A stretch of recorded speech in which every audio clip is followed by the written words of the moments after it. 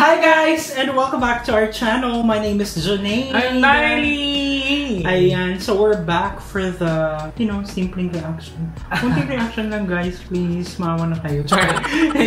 So for today's video, ay magkakaroon tayo ng reaction video for the press presentation performance. So nagkaroon siya ng swimsuit, sashing, and Q&A portion. Ay, wow! Kada candidate. So we do have 7 candidates to watch out for. And uumpisahan na natin. Wala nang patumpik-tumpik pa. Kay Miss World Philippines Baguio, that's Krishna Gravides. So, hindi naman talaga siya... Gravides or Gravides? Gravides ang sabi ko. Mali yung spelling dyan sa nilagay ko. Pero tama yung pag-pronounce ko, diba? Wait lang. Meron kasi akong kopya. Jarot. Wow! Krishna Marie Gravides from the summer capital of the Philippines, Baguio City. Ang ganda ng figure niya. Ano, public figure? Wow! Ganda, ha? Bakit nga naman hindi gaganda yung figure ni Krishna? Eh, siya naman kasi yung Miss Charm. Ang tagal-tagal niya nang nag-prepare, tapos naghihintay na sasabak na siya sa international pageant, pero naurong, nakan. Actually ba, hindi ko lang alam. Siya pala yun, oo. Hindi, yung kapitbahay niyo yun. Siya so, yun. siya isa sa mga, kumbaga masasabing veteran na rin sa pageant. Ano? Veteran. Veteran. Vet, hindi bet. Kasi iba yun. Hindi kasi iba yung bet. Ay, bet ko! Baklang-bakla. Sa Tagalog, veteran. Veterana ang Tagalog. Uy! Ako niloko mo, te! From Baguio City, we have Krishna Marie Gravides. Wow! Parang laban na laban siya talaga. Like, yes. Gustong-gusto niyang kunin yung corona nitong... She came prepared.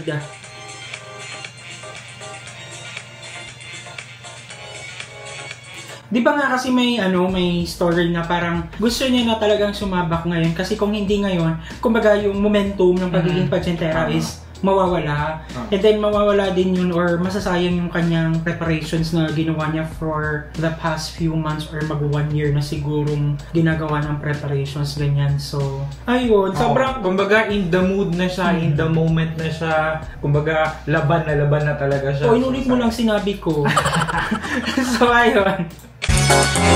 This is a Beauty with a Purpose competition. Would it be okay if you could share to us your advocacy and why you choose that advocacy? So, my Beauty with a Purpose is Color the World with Kindness. I established this campaign last December 2022. And a bit of the context about me, growing up, I was impoverished. So, I felt like I missed out most of my childhood because I had to work. I discovered my entrepreneurial spirit at the age of 14. I was selling Lipton's, flavored drinks, bags, and even clothes. And I also worked as a fast food chain server. And I know that for a fact that you love this. You love this restaurant. And then I also became an ukay-ukay seller. So, I believe that most youth here in the Philippines, they experience this.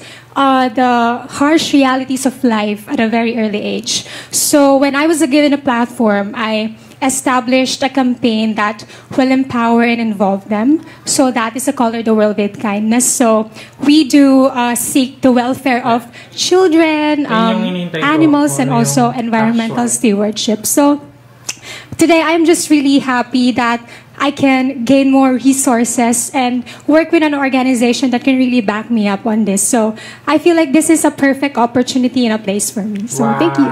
Yes. Galing! Magaling siya, pero maganda yung advocacy, yung ginagawa nila. Pero yung dating sa akin na, opinion ko lang naman, pag sinabi mong yung Color the World with Kindness, so dun sa ginagawa niya, parang mapapaisip ako, parang bakit iba? Hindi siya, it could have been given a different name, pero hindi naman yun magmamatter.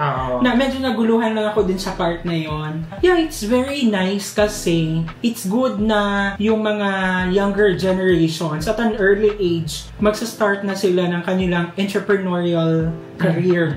Di ba yung parang natuturuan na yung mga Pinoy na gano'n yung kabataan? Kasi yung mga Chinese talaga, gano'n talaga yung ginagawa. Yung mga anak ng mga Chinese, parang pinapahawak yung yung company nila para matuto kung paano magnegosyo, ganyan. So, yeah, it's nice, it's impactful. If marami ang masaserve niya or marami ang ma-influence ng ganung ano. I like yung parang she went there not as a beauty queen but as an ambassador of a charity or a program na she's advocating. So, it's already existing. It's already existing na. Ito yung ginagawa namin na this platform it's just an extension or possible na mas mapalawig namin yung ginagawa namin. Kumbaga, it's a good platform for me to be able to, maximize my advocacy. Yun lang, sana ay mas marami pa siya matulungan. Kumbaga, ma-put into action talaga yung advocacy niya kasi napaka-promising, kumbaga, and sana manalo si Krishna sa competition na to kasi she has, given a lot and sacrificed a lot na rin siguro, like all the resources that she could have. So, thank you so much guys at sinamahan niyo naman kami sa nagdaang video. If you've liked this video, don't forget to give it a thumbs up. If bago kayo sa ating channel, don't forget to subscribe, hit that notification bell para updated kayo sa ating mga next uploads. Ayun guys, thank you so much for watching our videos. We have a lot of videos done and we have a lot of videos coming. So keep watching us. See you in the next video. Bye!